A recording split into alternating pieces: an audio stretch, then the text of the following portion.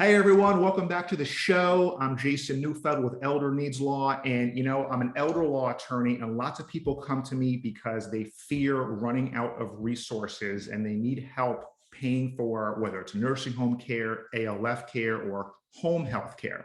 And that's really important to emphasize. A lot of people want to stay at home, and we want to encourage that, and we want to be able to provide them with the resources to not only financially be able to afford it, but also make sure they're with an agency that is catering to their needs, that is going to provide them loving support in addition to the practical. There's the practical, helping folks take a shower or cooking and cleaning for them. And then there's also the home health care agency you choose is very important because they're really a companion. They really do, they're supposed to become essentially part of the family.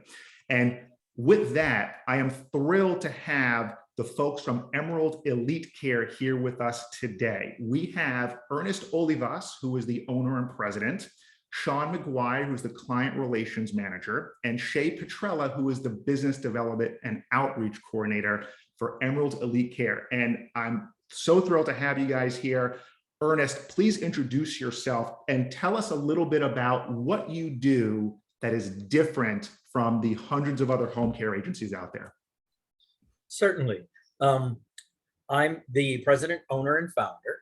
And what we do is that we operate a unique, personalized, customizable boutique agency where we provide a unique set of services to special communities. So that usually falls into two things. We normally are assisting with male caregivers because we have a priority for helping those in the LGBT community, and also wives who need special physical assistance in helping with their husbands. So that's sort of what makes us different and unique. Providing male caregivers is difficult, so it takes a lot of time. It takes specialization to recruit. So any agency will say, oh, we can provide you with male caregiver. But what they really mean is they have one or two. We literally have 50 to 55 on our roster. Right. It's very difficult to do. We have to recruit, we have to train, and we have to retain. And then we have to teach the specialties of the business. So it's not something that you can find, just off the street normally. We're licensed to do business in all 3 South Florida counties, and we definitely would provide service to anyone who gives us a call. Regardless of any situation or community, as long as they reside in Palm Beach, Broward County, or Dade, we are fully licensed to provide any and all senior in-home care.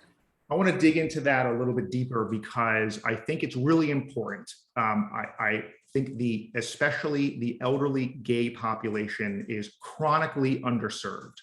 And I've heard the stories of them having to suffer indignities of home care assistants who are not going to render care to someone who has a homosexual sexual orientation. And so these folks are either they're receiving care from someone who doesn't want to be there, or they're literally walking out. Their caregivers literally walking out when they figure out, and that is incredibly sad. That's really why, I know you guys are a wonderful home care agency to anyone who needs you, but I really was interested because I know that this population is underserved. And people need to know where they can go to receive care at home, where they're going to be respected and honored beyond, again, like I said before, there's the manual labor aspect of this. And then there's I see you and I respect you and I'm here to make your life better. And that is essentially what you guys are providing to this Tri-County area. Is that right? Absolutely. Yeah.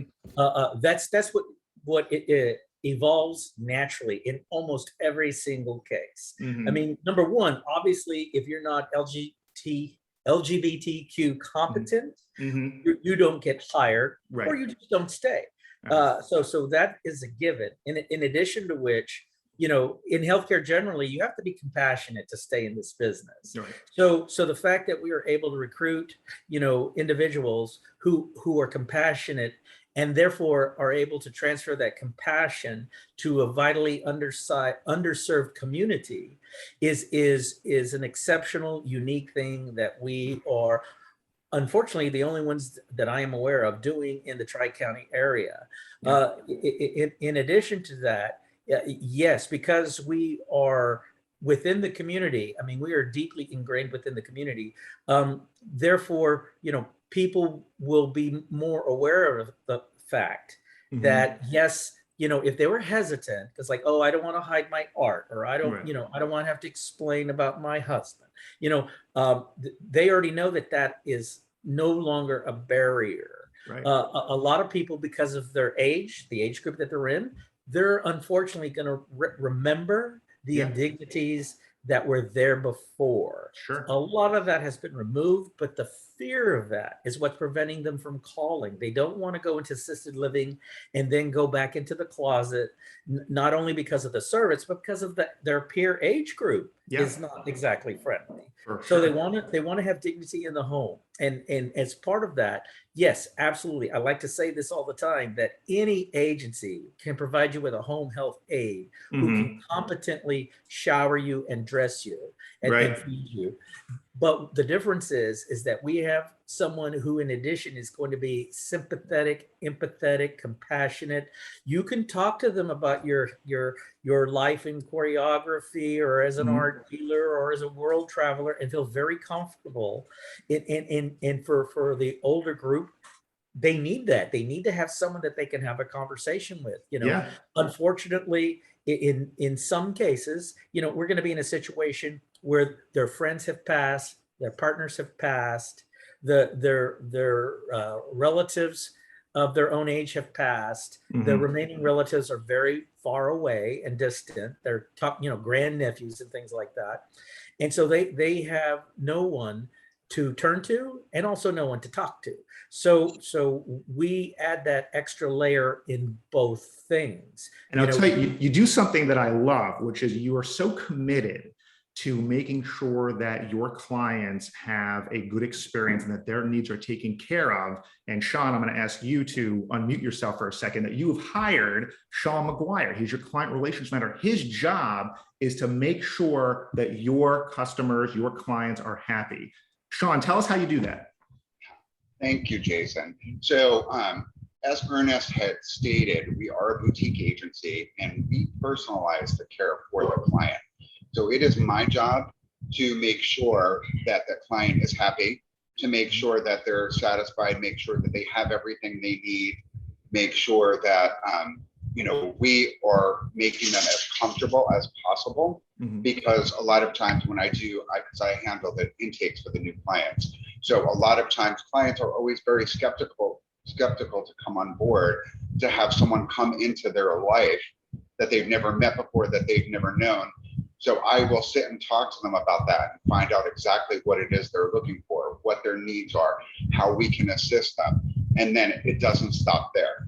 So after we sign them up, then I maintain that relationship and not only make sure they're happy from the get-go, but make sure they're continually happy through their whole experience. And that's so important, which other agencies don't really do, because they don't have the staffing, they don't have the dedication, they don't have the love for their clients like we do. So that's what I enjoy most about it, is just seeing the transition from the beginning, when people are skeptical and they're scared and they're nervous, and then all of a sudden they come on board and they have this caregiver now that they adore, and their comfort levels just change, and it's amazing to see that and see the progress that goes along with it. So I'm proud to say that we do an amazing job of doing that. Yeah, I think a lot of times with a lot of different agencies, they're making a connection. They're putting person A with person B and saying, okay, good luck to you and hope this works out. And it's up to the client to kind of complain in order for anything to happen, but you're getting ahead of that because you're checking in, you have the ongoing relationship with these people. And, I think you're doing a great job of making sure that the people you hire in the first place are well suited to the task. But if there's any issues, you're jumping on it real quickly, which is terrific. And Jason, I just want to Yeah. jump in real quick and mention Sure. too, part of the service and the boutique service that we have is having relationships with people like yourself in the community, doing the Yeah. networking. That's what I am out there in the outreach as well with Ernest, to make sure that when somebody has, they're talking to Sean can come back and we can give them a resource. We can help them out a little bit further. So again, it's really having kind of building a care team Yeah. because of our business relationships with, like I said, with people like yourself and Okay. other organizations. And so that all helps part of the experience. You know, they don't have to be fearful. They have people looking out for them. Yeah, I say it all the time. I go, I'm just an elder law attorney, right? If you need a great will and trust, or if you need to protect your assets and help get funds to pay for this long-term care, I'm your guy. We're your firm. Right.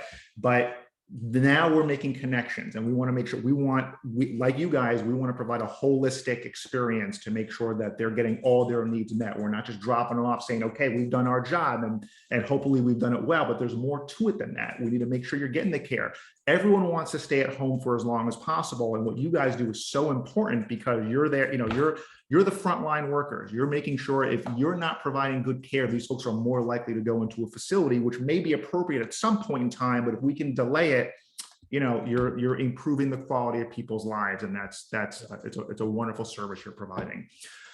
Ernest, anything else that you think we need to know? We're about running out of time. I think you guys are terrific. I love the service that you're providing to a very specific community, not exclusively, but making sure that the LGBT community is well taken care of. Thank you guys for what you're doing out there in the community. What do you want to leave us with? I want to thank you for this opportunity to talk to your audience. I just want to again reiterate that we are happy to provide service to anyone who calls us, specifically if they're looking for a male caregiver. We have the depth that will provide them with the quality person. And of course, everyone in the LGBT community, we feel that we can provide the most unique service possible. And we would encourage friends, relatives, and neighbors who hear this to be aware of this, because that's normally where we find out about the need. Is some of these guys are suffering in silence, and we need everyone to be vigilant and aware of this. What is the perfect phone number for people to call if they're interested in learning more? Sean?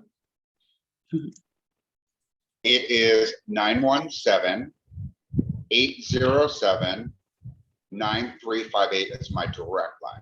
Excellent. And we will put that, and we'll put the general corporate line in the show notes, and a link to your website so people can go directly to you. They don't have to come to me to get to you. And thank you guys. Thank you, Ernest Oliva, Sean McGuire, Shay Petrella, for being here and sharing the resources that you provide to the Tri-County area. And it's been a pleasure, and look forward to working with you guys into the future. Great. Us Thanks, too. Jason. Thank you so much. You bet. Bye-bye.